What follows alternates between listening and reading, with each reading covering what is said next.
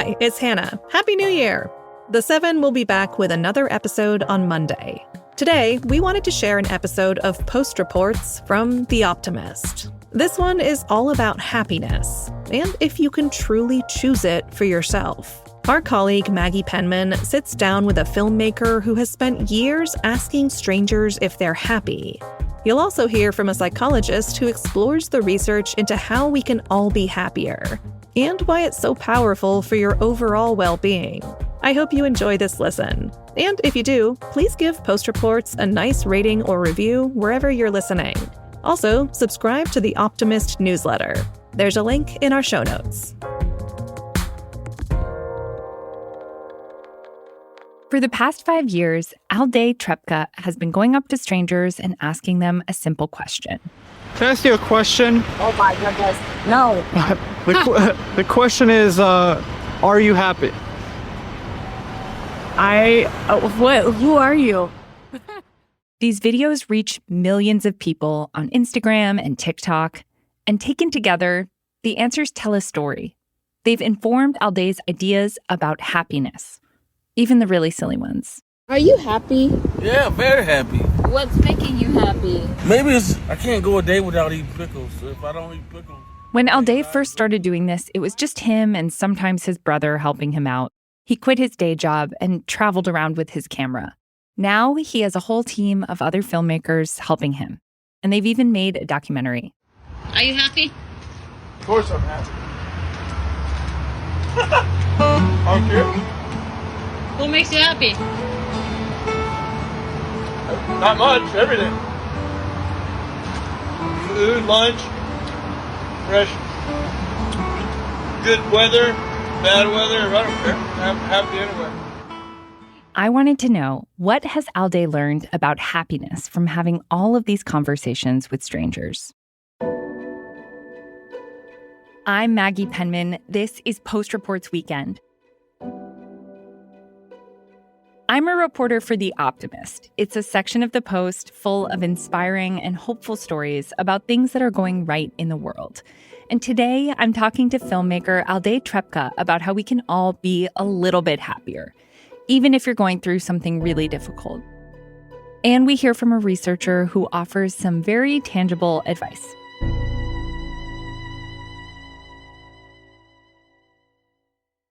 Okay, so could I have you start by just saying who you are and how we should identify you? Yeah, so my name is Atdhe Trepca, and I am the creator of Are You Happy?, which is a documentary series where I travel around the world and ask strangers if they're happy. It's also turned into a nonprofit where we help other nonprofits promote their works on our page. So it's a little bit of a documentary series and supporting other nonprofits. And how did you get this idea to start asking people if they're happy? So as a filmmaker, I'm always looking for different sort of stories to tell.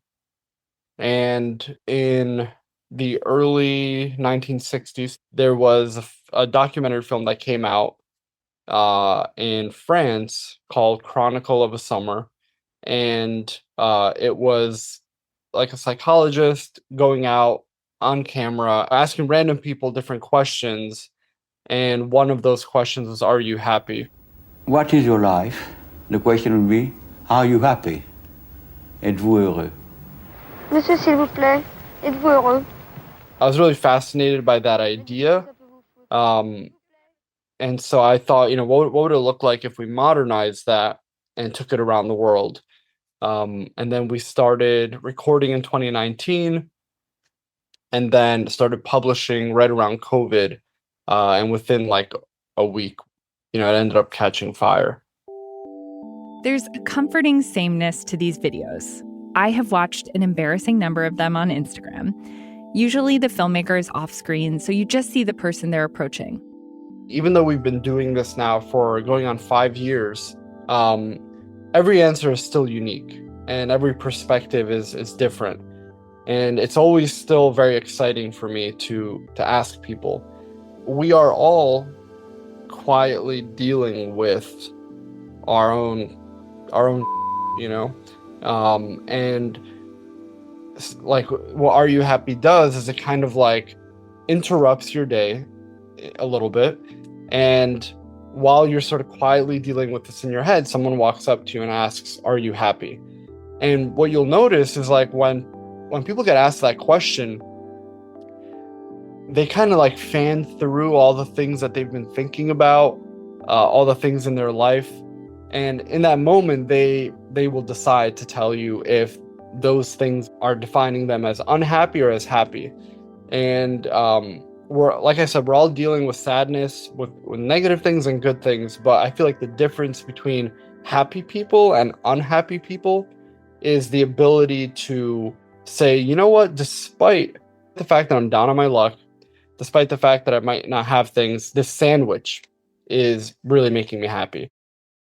One video that I've watched over and over is of this young guy at a gas station in Miami. I think it's fair to say he is objectively beautiful. He's got a little bit of a smile on his face. He's in amazing shape. And he looks like somebody who's in a good place. He's got his life together. But when he's asked if he's happy, he says that he's not. I don't know, man. I just feel like I moved to Miami like 4 months ago, and I just feel like the pace of life is so fast that I just feel like I wake up and the day's over. You know, I don't feel any sense of accomplishment in my days, really. I do medical device sales. Even after all this time, Atdhe is surprised that he still can't predict how someone will answer his question. The happiest people I've met have oftentimes gone through the most unhappiest things you can imagine. And they're able to process what happened, again, in a way that they find they could move on or even find joy in it. And I think, you know, happiness has to come with some amount of sadness. You know, you can't be fully happy unless you've experienced real sadness. There's one of those people in the documentary, this dad who's been watching his son skateboard in a park. He's really thin and he's wearing a beanie. It turns out he has stage 4 cancer. Are you happy?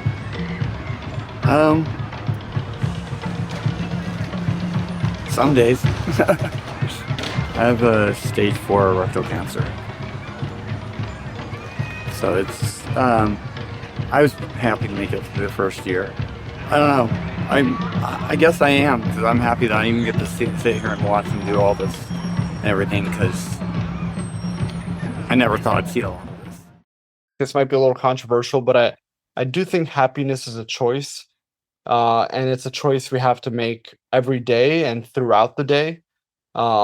We have to decide if something that goes wrong or not according to our plan is going to be a negative or is going to be a positive. I struggle a little bit with the idea that happiness is a choice.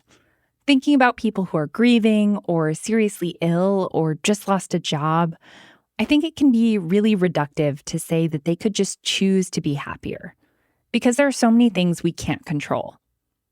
But I spoke to a researcher who studies well-being, and she said there is some truth to what he's saying. Positive psychological factors and factors related to resilience can help people reach their goals and improve their health and well-being. So things like self-compassion and gratitude and being future-oriented, that type of thing. After the break, we'll tell you how you can be happier. No, really, we will. We'll be right back.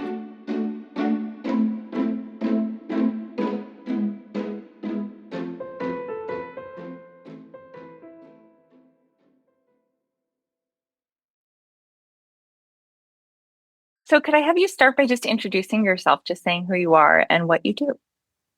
Sure. My name is Dr. Fuchsia Sirwa. I'm a professor of social and health psychology at Durham University in the United Kingdom. I came across Fuchsia Sirwa's research on optimism and how believing good things will happen can actually make good things happen. Stay with me here. I know this sounds a little woo-woo, and I'm not talking about like manifesting positivity or anything like that. Dr. Sirwa has done some research on people living with chronic, incurable illnesses. You know, you would think it might be really difficult to see the future in a bright and positive way. But one of the things that I found in that research was that even people dealing with, really distressing chronic condition can have an optimistic viewpoint. And so I think all that to say that optimism is very important for a number of reasons. But what it basically is defined as is having the expectation that outcomes will be positive. Okay, and it doesn't mean you sit back and just wait for everything to fall into your lap. It's a general mindset that's, expecting that more good things than bad will happen to you in the future. And if you have that perspective, you are not more likely to sit around and wait for things to happen. You're actually, what the research has shown is that you're more likely then to take action and do the sorts of behaviors that will support that belief, right? Because if you think there's no hope, you're not going to do anything.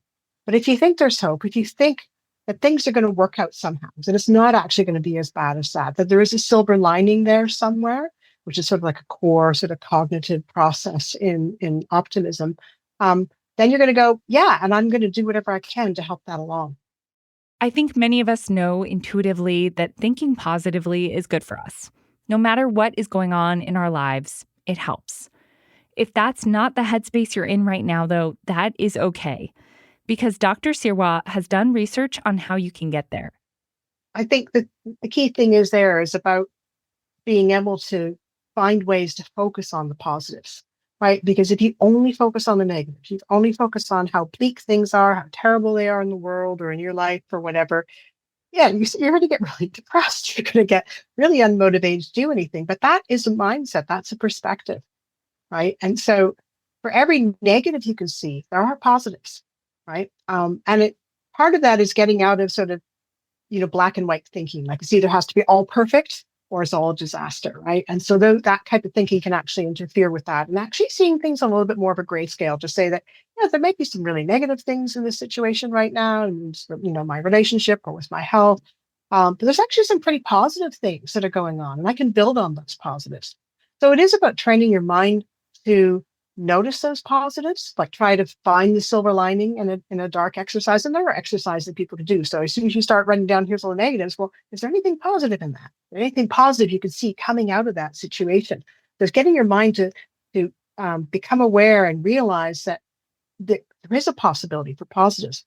And to that end, there's one practice that's actually quite simple and quite powerful, though, too, for helping people shift their perspective to start noticing the positives, and that's practicing gratitude. Because gratitude, by definition, is noticing first the positives and then appreciating them. We always focus on the appreciating, like, oh, I'm really thankful for this. You can't be thankful for something if you don't notice it as a positive. So that's actually a skill set where you have to, cultivate that, and writing down gratitude lists, like 3 good things that happened to you today, and you force yourself to think about 3 good things, you're now shifting your perspective to focus on there's some positives there. I'm going to make a list of them. And as you start to do that more, so one of the things that happens with these sort of gratitude lists or gratitude journals, and there's lots of apps out there that offer people, these gratitude journals. It's quite popular right now. And, you kind of think, oh, that's all really nice and light. It actually is a very powerful tool, because what you're doing is you're resetting your thinking. Right? You're resetting your mindset now so that you become better at spotting the positives.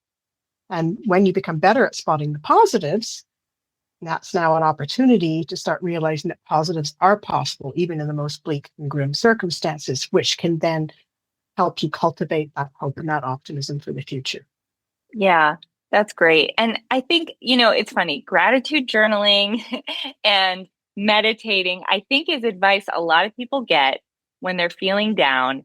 And I think often it's easy to tune that advice out, right? Because you're like, yeah, everything sucks. I don't want to journal. Like, I don't want, I'm like, I don't want to meditate. Like, I'm so stressed, whatever it might be. So is there like specific research you could talk about where you've seen the actual changes that happen in people when they practice these simple things? So the research on gratitude has been around for a while. There was one study that was done a few years back, and they found that just engaging in sort of, gratitude lists and journaling, that the effects persisted for like 6 months later in terms of shifting people to become more grateful. Wow. And after a certain point, you don't need to keep doing those lists. It's a tool to train your mindset. That's what it is.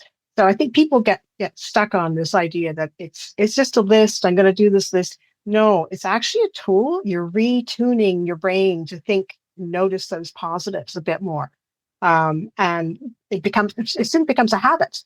And then you will just think more gratefully about the world, right? Dr. Sirwa did want to emphasize there are limits to what gratitude and self-compassion can do. If somebody is having moderate to severe depression or other, mental ill health conditions, those are always best treated by professionals first. They might prescribe some of these sorts of exercises in addition to medication and other practices and other therapeutic processes. I don't want to make it sound like it's a cure-all for everybody. It's not going to be suitable for some people. And this is come out in some of the gratitude research as well too, that just, telling somebody who's really depressed to find something positive, they tune right out. Learning more about the research about retraining your brain reminded me of something Atdhe Trepca said about happiness. Happiness is almost like a muscle, right? If you work that muscle and you start to sort of change the chemistry in your brain to turn negatives into positives, and turn unexpected changes in your life into a positive, you're like working that muscle, and then eventually that's just kind of who you become and how you'll naturally look at things. And so it's been a journey for me. Of course, before I let him go, I had to ask if he was happy. And he said that he was, but not because of his success or how many followers he has on TikTok. I've got like my family, and I think that people maybe take that for granted, but if you have that, you really are, I say, in the top 1 percentile of the happiest people in the world. If you have that support system around you, I feel like that's like paramount to happiness.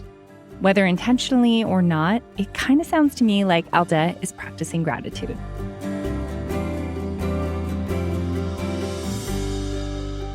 I'm Maggie Penman. I'm a reporter for The Optimist. If you want to hear more stories like this on the weekend, please send me an email. You can reach the whole team at podcasts@washpost.com or just me at maggie.penman@washpost.com. Today's episode was reported and produced by me with help from Ted Muldoon, Emma Talkoff, and Sean Carter, who also mixed the show. My editor is Allison Klein. If you want more optimistic content, check out our newsletter. I'll put a link in our show notes where you can subscribe. Thank you for listening, and have a great rest of your weekend.